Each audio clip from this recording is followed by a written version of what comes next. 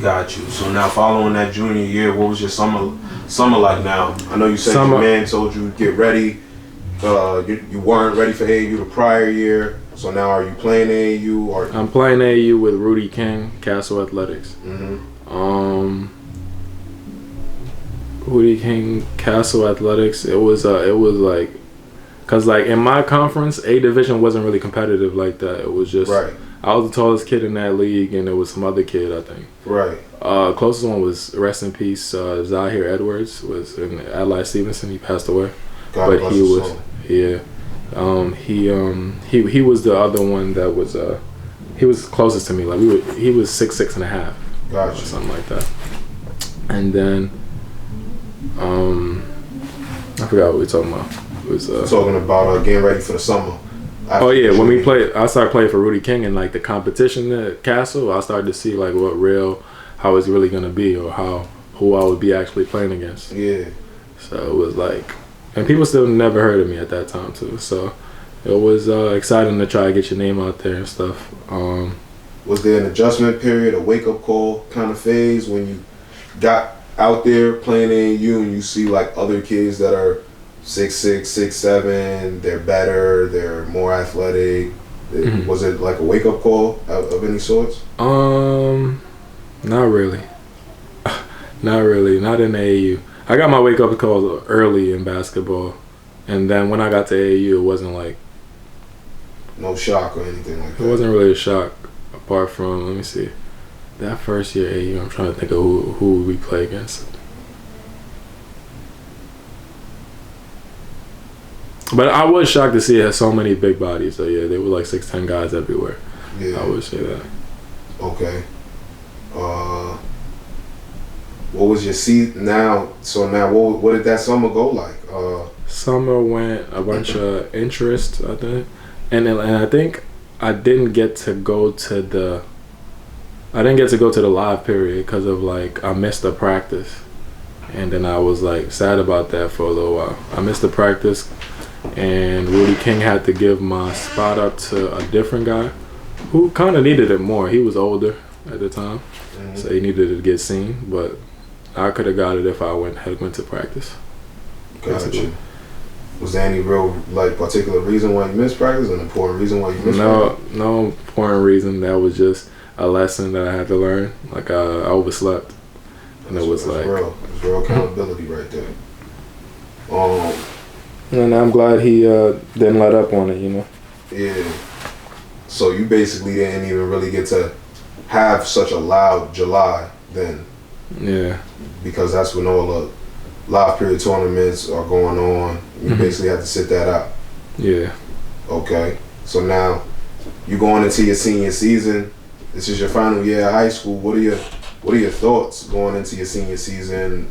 How do you plan to attack it? What are you working out? What are you working on going into your senior year? Going to my senior season, I didn't play. I stopped playing in street tournaments that much. I didn't want to get injured.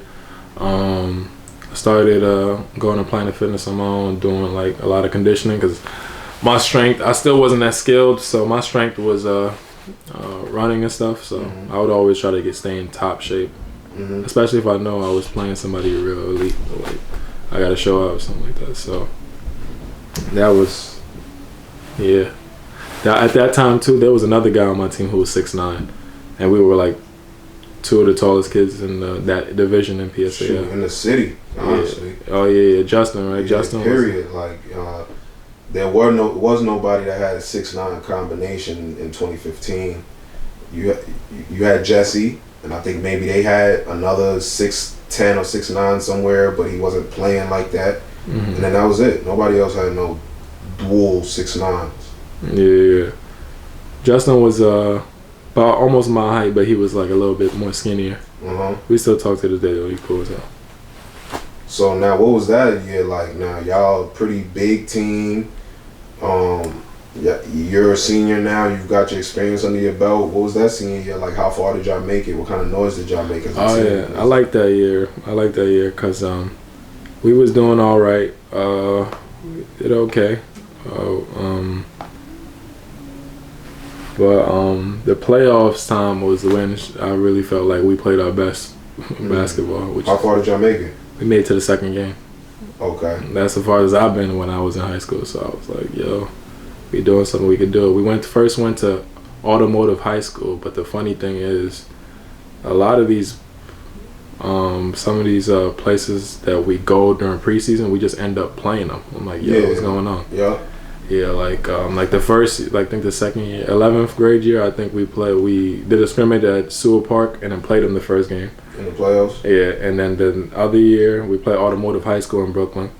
That's around Bedford area. And then we won. We won that one. I played a good game. And then we played Francis Lewis, which was like, that was a game for real. We lost it, but that was a real game that everybody. Out of Queens, Jaheim Cornwell. Yeah. I remember there was fake gas him what we did. We thought he committed to. He was tough though. He's tough. Nah, he was good. He's actually still good. He's in Gardner Webb, I think, or something like that. Yeah, or I think he might have transferred to Penn State or something like that. Yeah, he did. He tough. But he was tough. But he's like, it's crazy. He actually earned like what he got is what I'm saying. Like, but at the time, they was overanalyzing. I'm like, damn. At the time, they was like, yo, he's committed to it, or like a lot of them has offered him already. I'm like, what?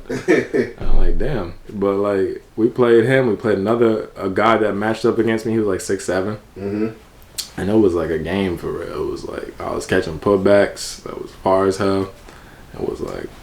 My bro that was ineligible got back. You know when bro. You know how it is in PSAL. End up eligible in a playoff game out of nowhere, and we'll deal with the repercussions later. I know exactly what you're talking about. You know that PSAL bro, like PSAL guy, like that is nice. And he in your school, like yo, bro.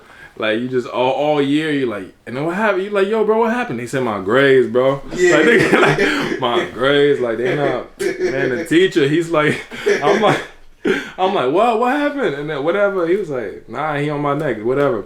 And you'd be like, damn. And then every time we lose a game, yo, if y'all had it, so we like, whatever. So now, we finally got him. He was killing. Like, he got his first dunk ever in that playoff game. I'm telling you, everybody showed up that game. That shit was crazy. Like, it was like I caught a dunk, caught a putback, then some guy tried to dunk, and I blocked it, and then he got the steal. And I'm like, all right, layup coming. He said, what? He's a senior, too. He was like, and he dunked. I was like, oh, nah. And y'all still ended up going down to Francis Lewis? Yeah, I think we was up at halftime, or we was down by like 1 or 2 at halftime. Damn, tough way to go down, but it looked like y'all put up a great fight too.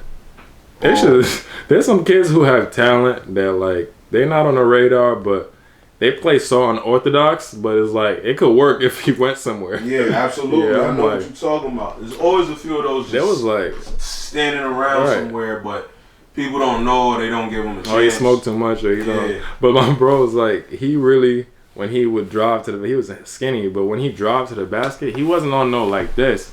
But he was like, he would cut, like, distort his body hella long, and like he would make layups against D1 players. Like, he gave him 20, I think. And then I'm like, damn, bro is nice. I know exactly what you mean, big fella.